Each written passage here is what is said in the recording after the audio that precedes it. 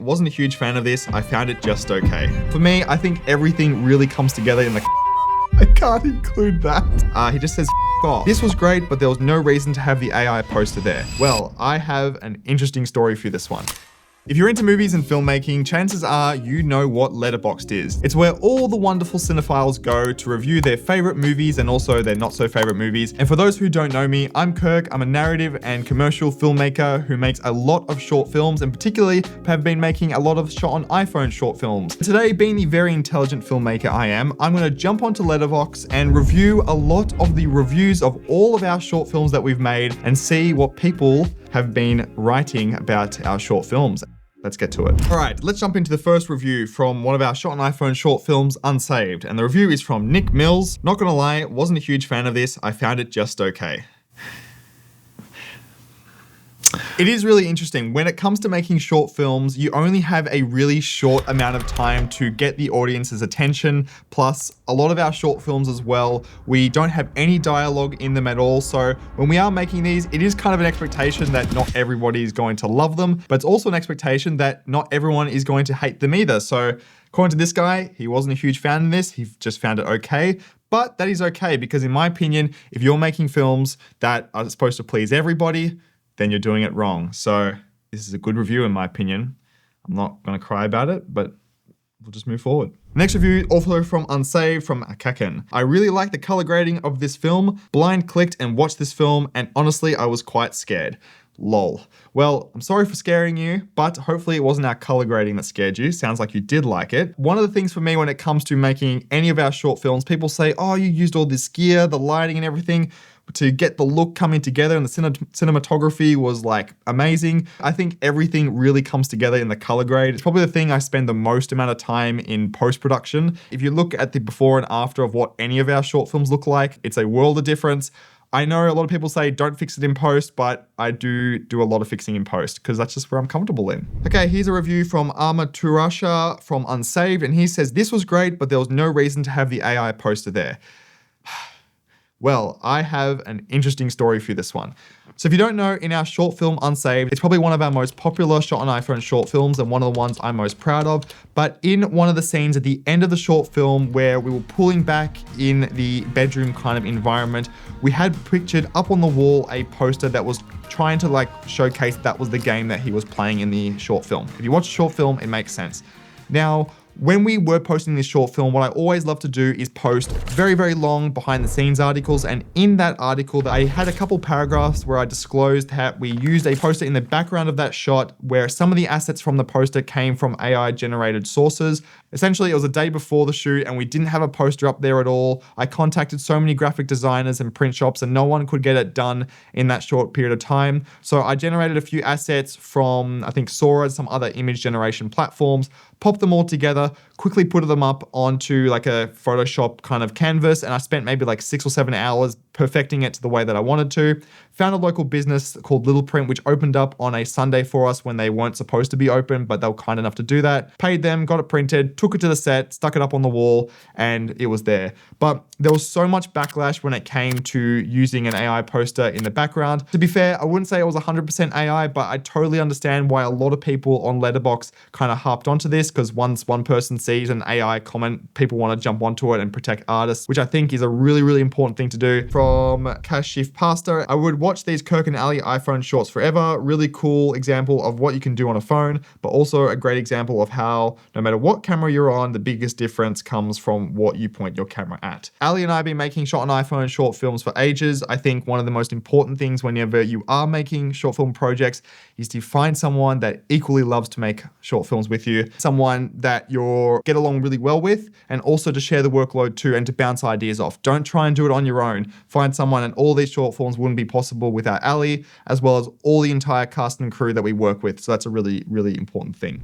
Okay, so here's a review from Cindy Sadman, gave us 5 stars, and he says, give this man a budget. Ugh.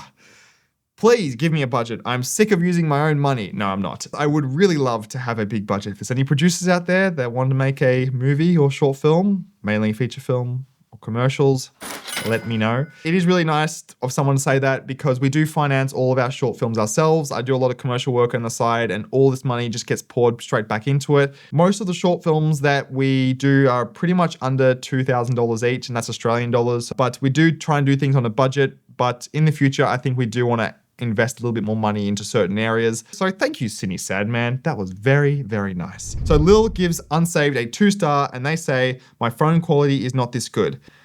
Well, the quality of your review was not this good either. I'm being so sassy. I can't do that. I'll move past the fact that you only gave our movie a 2-star, but in the end, what my kind of feedback with this is that it does take a little bit more than just bringing out your phone, whipping it out, and then expecting to get great quality out of it, shooting the best codec you can, shoot an Apple log, light as best as you can as possible, and just be a little bit more considerate with how you plan your shots. And maybe your small iPhone camera is very capable and you should give it a go. All right, let's look at Letterboxd reviews from Sweet Decision. 3.5 stars. Yo, was that the Bully Maguire dance? Yes, it was. Sweet Decision, he ate his Snickers bar and he really pulled out the Bully Maguire dance. That's exactly what you saw and he killed it. Shout out to Zach with his dance moves. Here's a 0.5 star for Sweet Decision. He just says F off. Yeah, well, F you too. Don't include that, please, David. Let's just skip that part. No, I don't think I will. No, look, I think this is from a review from Interior Bedroom Night. I reckon this guy's doing a lot of things by himself in his interior bedroom at night. So those are kind of the movies that he probably prefers to watch. Oh, there's a 5-star review on Sweet Decision. Kirk's journey with iPhone is why I'm making movies with iPhone. This short is phenomenal. That just warms my heart. No, it does warm my heart. It's really good. What I am trying to do with all these short films that we make, especially with the ones that we're shooting on iPhone, not because I'm just trying to advertise the technology and I have a partnership with Apple. Funny story, we don't have any partnerships with Apple just yet. The thing is that everyone has a phone in their pocket these days, or at least mostly everybody. So when I hear that people are being inspired to make films with the cameras they already have, that makes me very, very happy. String theory. From Brandon VT, why always the radial blur? 2 stars on string theory. Well, I love the radial blur. I probably do overuse it quite a lot, but I think it's a really cool way of getting a vintage lens look on some of our shots. If you don't know what this guy means, a lot of our shots throughout all of our short films, I love to put a subtle radial blur in the background, especially in moments where the character's feeling like a bit dazed or confused and things like that, or really to draw attention into the center of the frame. I think it's an awesome little cheat code to making your shots look good. But I do tend to overdo it a little bit, but that's not going to stop me from using it more. Another from TJ Shetty, 3.5 stars from String Theory, more like a visible string theory. Well, it wouldn't be a very interesting movie if we didn't have a string now, would it be? But no, it's not physics string theory. I think the whole idea of string theory in terms of romance and everything comes from like Eastern Chinese culture, where it's about that your one true love was supposed to be attached to you by these invisible strings. Well, these strings, maybe it was invisible and he was just daydreaming. So this is from Cleveland Naidu.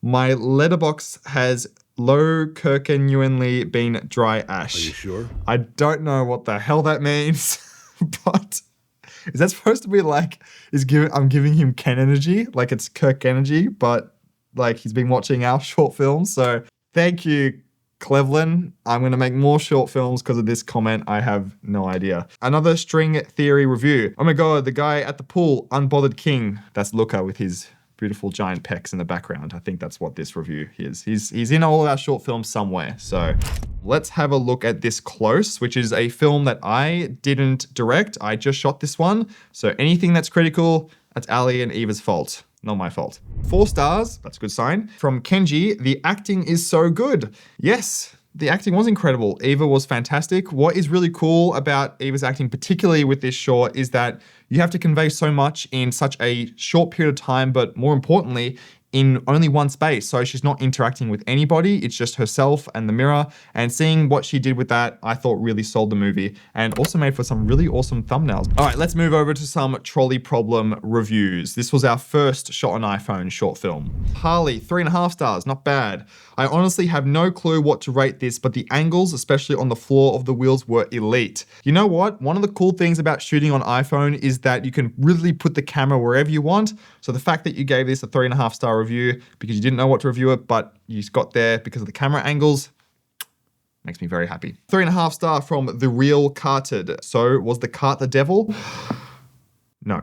Thank you so much for watching this react video. If you want to see more of them, let me know. If you have any questions about how we make our shot on iPhone short films or just short films in general, feel free to let me know in the comment section below. I'll also leave links to all the behind the scenes articles, short films, videos, and everything relating to all of our short films down there. But until next time, have a wonderful day, stay safe, and of course, do take care. And don't read too many of these negative reviews because it makes me upset.